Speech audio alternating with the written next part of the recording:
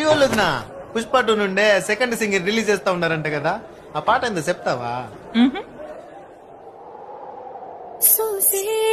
అగ్గిరవ్వ మాదిరే ఉంటాడే నా భర్త బండెక్కి బయటికి వెళ్ళేటప్పుడు భద్రంగా తిరిగి వచ్చాడంటే భార్య ఎదురొచ్చి బాయ్ చెప్పడం వల్లే కదా. భార్య ఎదురొచ్చి బాయ్ చెప్పడం వల్ల కాదు, ఎదురుగా వచ్చి లారీలు బస్సులు చూసుకుని డ్రైవింగ్ చేయడం వల్ల. అన్ని నీ అకౌంట్ లో వేసేసుకోకు. ఏంటి ఎక్కడికి వెళ్తున్నారు? ఏంటి ఇందాక నుంచి చూస్తున్నాను, తెగ అమ్మట పడుతున్నావు. తెలుసుకోవాలని తప్పన లోపల తడివేస్తుంది. తగ్గించుకోలేదంటే తగలడిపోతావు.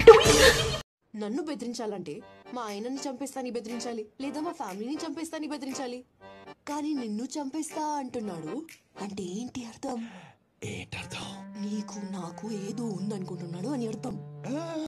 కాటు కార్నర్ లో పీఠం వేసావు, సీక్రెట్ గా స్టోరేజ్ లో ఏం దాసావు? మన మ్యారేజ్ ఆల్బమ్ కనబడింది, మళ్ళీ కనపడకుండా కవర్ లో పెట్టి చుట్టూ పిన్నులు కొట్టి కబోర్డ్ లో కప్పెట్టేశా. ఫేస్బుక్ లో కూడా డిలీట్ చేసినట్టున్నా. గూగుల్లో రిపీటెడ్ గా రిమైండర్ వస్తుంది.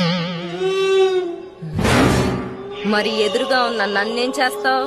ఛాన్స్ దొరికితే నిన్ను కూడా కప్పెట్టాను. నీ బిహేవియర్ కి నా బ్రెయిన్ అంతా కన్ఫ్యూజ్ అయిపోయి తలనొప్పి వచ్చేస్తుంది.